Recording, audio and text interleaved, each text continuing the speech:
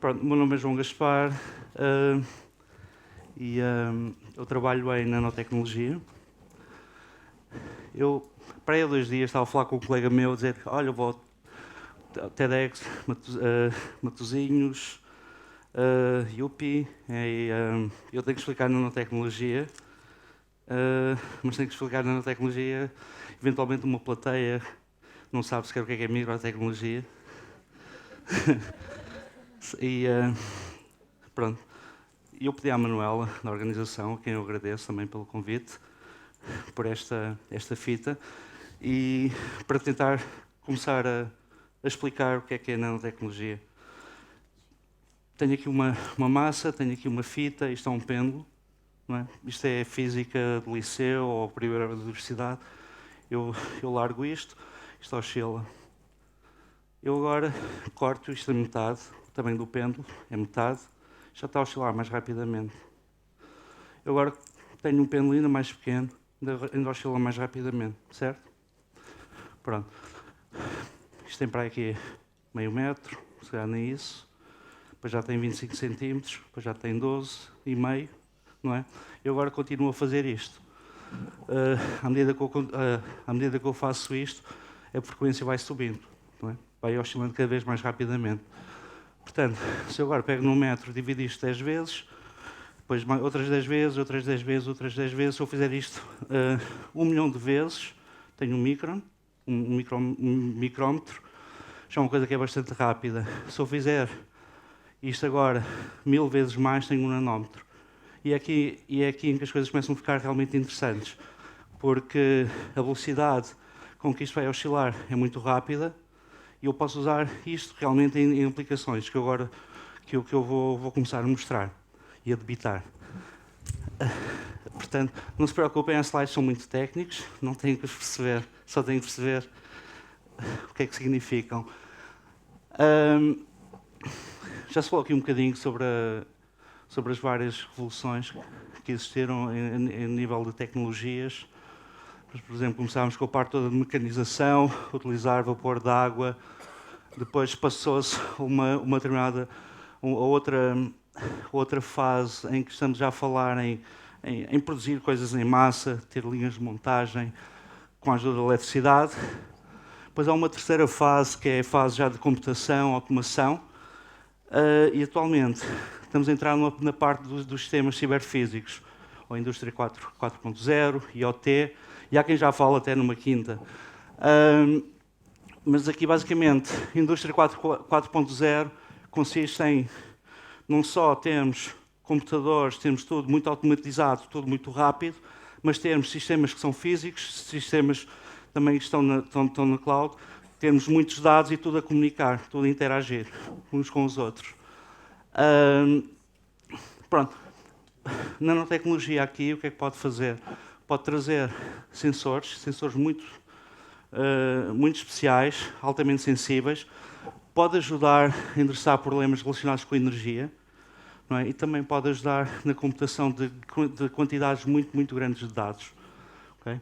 E eventualmente, não é eventualmente, é mesmo como é, também existem muitos modelos de negócios novos já à volta disto.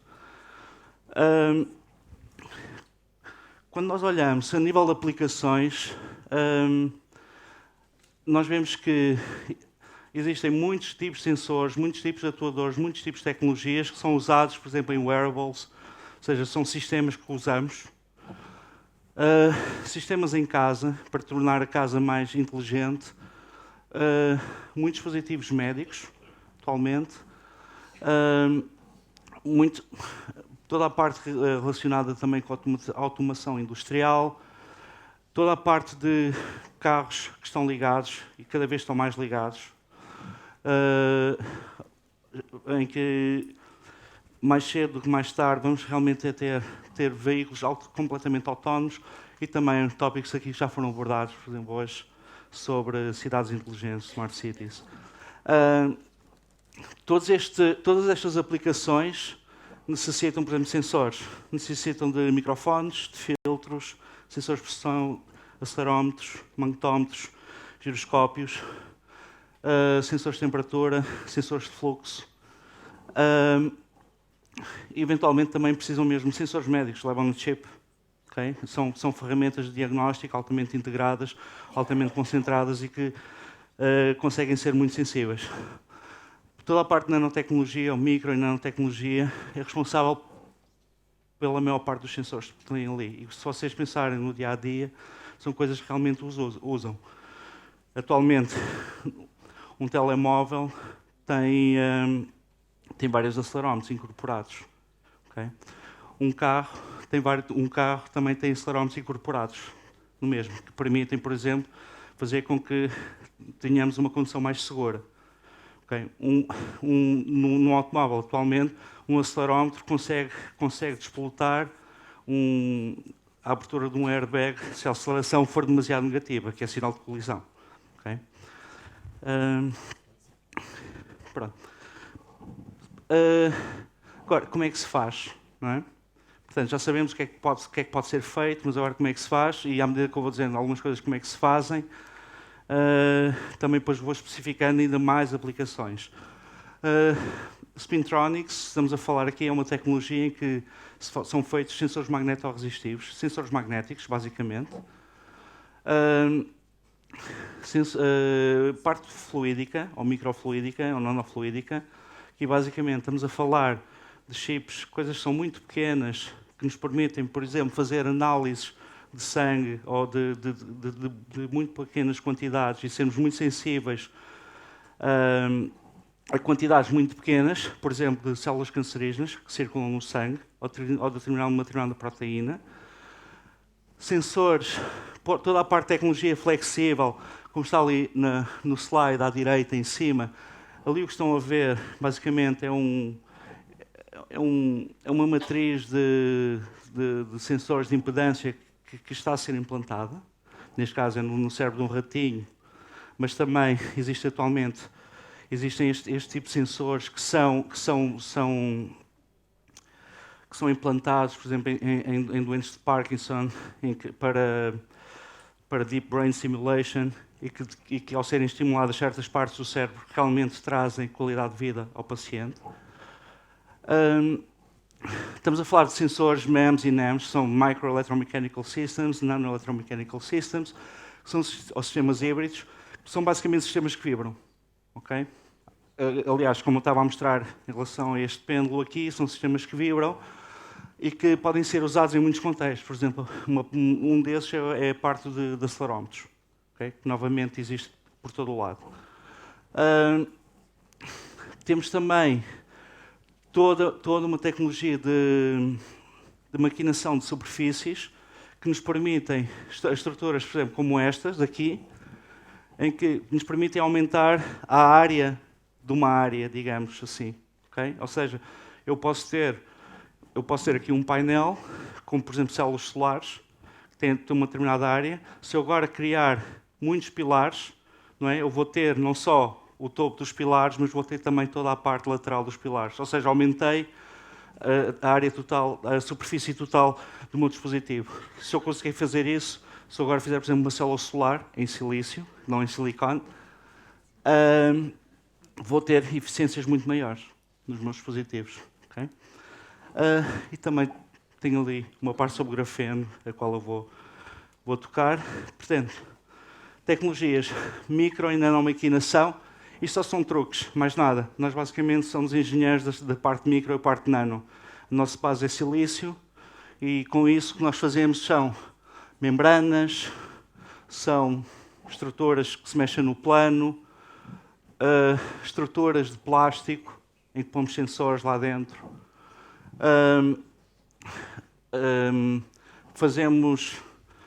Temos técnicas especiais em que nos permite, por exemplo, colar vidro a silício com uma ligação extremamente forte. Sensores magnéticos, magnetorresistivos, como no slide anterior eu vos mostrei, basicamente são sensores em que têm um sinal, o sinal deles, o sinal que se mede é uma resistência elétrica, muito fundamental, em função do campo magnético aplicado. Quando nós vamos olhar para a estrutura, isto são umas estruturas de filmes finos, que são bastante complicadas, e que usam efeitos quânticos, Okay? Mas se nós formos a ver, isto não é ficção científica, nós temos nos automóveis, temos em certos automóveis quase 100 sensores magnéticos e com estas configurações. Okay? Por exemplo, dou-vos alguns exemplos. No volante, o que acontece no volante realmente é que temos um sistema de magnetos permanentes, tipo num círculo, e temos os sensores magnéticos na outra parte que move. Quando nós rodamos o volante, o sensor magnético consegue saber em que posição é que o volante está por simplesmente estar a medir esses magnetos permanentes, ímãs, mais nada. Esse é o sistema atualmente para steering, o sistema completamente eletrónico. O mesmo caso é, por exemplo, usado para o pedal de aceleração. Okay? Um sistema sem fios, um sistema completamente eletrónico. A mesma coisa é usado para monitorizar a posição dos vidros e outros mais. E como isso, por exemplo, também é usado em automóveis, também é usado em fábricas. Okay? Para todo o tipo de monitorização. Grafeno. É uma tecnologia que também é muito interessante, não pelas propriedades espetaculares do grafeno do ponto de vista eletrónico, ou seja, nós nunca vamos ter transistores mais rápidos e com as dimensões que nós temos, por exemplo, com tecnologia de silício, como os processadores que têm nos telemóveis, nos computadores. O grafeno nunca vai permitir isso, mas uma coisa vai permitir, é nós termos sensores que são altamente sensíveis. O que acontece aqui, quando nós temos um transistor, temos uma determinada parte do transistor que é chamada camada ativa. Quando usamos grafeno para essa camada ativa, nós estamos a falar de uma camada ativa que tem uma espessura que é só um átomo. Okay? É extremamente fina. Portanto, se eu puser qualquer coisa durante a operação do meu transistor, se eu puser qualquer coisa ali em cima, a resposta elétrica vai mudar e muito. Portanto, se eu conseguir funcionalizar, e é isso que é feito, essa superfície de grafeno, eu consigo criar sensores, por exemplo, que conseguem detectar CO2, que conseguem detectar fumo, que conseguem detectar TNT, que conseguem detectar substâncias no sangue, que conseguem detectar o que nós quisermos, de uma forma extremamente sensível, dependente agora da funcionalização. Estou quase a acabar, mais alguns exemplos. Já falei em acelerómetros, magnetómetros, já falei em probes, coisas que se metem no cérebro, coisas que se implantam. A parte óptica também é muito interessante. O que estão a ver aqui, neste slide, é um espelho. Não é? Mas não é um espelho qualquer, é um espelho que mexe numa direção e mexe na outra. Ou seja, se eu apontar um laser para aquele espelho e posso fazer um varrimento com esse espelho, posso fazer projeção. Não é? Okay? Que, aliás, muitos dos sistemas de projeção atualmente existentes usam este tipo de espelhos. Estes tipos de espelhos também são usados para aplicações, por exemplo, em lidar, para condução, para autonomous driving, para condução autónoma. Se vocês repararem, nesta escala que está aqui, nós estamos a falar de um dispositivo completo que tem cerca de 3 milímetros. É um quadradinho, assim, muito pequenino. Okay? Em que aqui estamos a falar de nanotecnologia porque as componentes principais destes elementos que não conseguem ver ali, que são dentes basicamente entrelaçados uns nos outros, que permitem operar estes dispositivos, são da ordem de 100 a 200 nanómetros. Okay?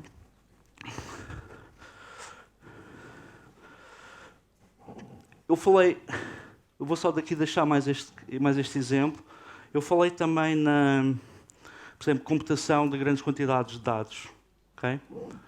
E este caso aqui é um caso que é muito interessante. Por exemplo, sabem o que é o fatorial de um número? Por exemplo, se eu disser 5 fatorial, o 5 fatorial é 5 vezes 4 vezes 3 vezes 2 vezes 1. Se eu disser 25 fatorial, é 25 vezes 24 vezes 23, até chegar a 1. Existem quase concursos de computação, não é? Em que temos aqueles supercomputadores e clusters de computadores que veem em quantos dias é que conseguem calcular um determinado fatorial, não é? E, numericamente, é algo que requer muito poder de computação. Atualmente, o que também já existe são, por exemplo, sistemas de microcanais que são desenhados de tal maneira que, quando se introduzem, por exemplo, bactérias ou outros componentes ou outras entidades biológicas, elas interagem e conseguem e estes sistemas conseguem por eles próprios calcular números, fazer computação, fazer cálculo, também é muito interessante. Não estamos a falar também destes sistemas, por exemplo, substituírem um processador num telemóvel ou num computador, mas para cálculos muito específicos também conseguem endereçar. Pronto. E para acabar, quem são os utilizadores? Quem são os suppliers? Quem são os utilizadores? Os utilizadores somos, acima de tudo, nós. Okay? Não existe ninguém nesta sala aqui que não use pelo menos 2 ou 3 produtos que venham na área de micro e nanotecnologias. Alguns dos suppliers, por exemplo, estamos a falar Maradin, uma companhia que faz sistemas de projeção, dos quais eu gostava de mostrar os espelhos. Por exemplo, AudioPixels, estamos a falar de sistemas feitos de silício que são muito pequenos, que conseguem emitir tanto som como altifalantes maiores. Por exemplo, se vocês pensarem atualmente num telemóvel, um altifalante, mesmo pequeno, é um sistema que é composto por 19 a 20 componentes. Têm que ser todas montadas. Isto aqui, por tecnologia, é feito tudo no mesmo substrato. Companhias, por exemplo, na área de moldes, que controlam as fábricas, como monitorizam corrosão de moldes, usam todos estes tipos de sensores. Isto agora só para dizer que também existem realmente novos modelos de negócio que aparecem. Por exemplo, isto é um exemplo da Caterpillar, que o que eles fazem atualmente é já não vendem as máquinas de construção, simplesmente alugam ou fornecem serviços. Mas a única maneira de o poder fazer é que têm que ter estes sistemas completamente ligados à nuvem, completamente monitorizados, todos os parâmetros deles. Pressão de pneus, estado do óleo do motor, viscosidade do motor, sei lá, tudo, que é para saber quando é que têm que atuar ou não sobre os sistemas. E obrigado por ouvir.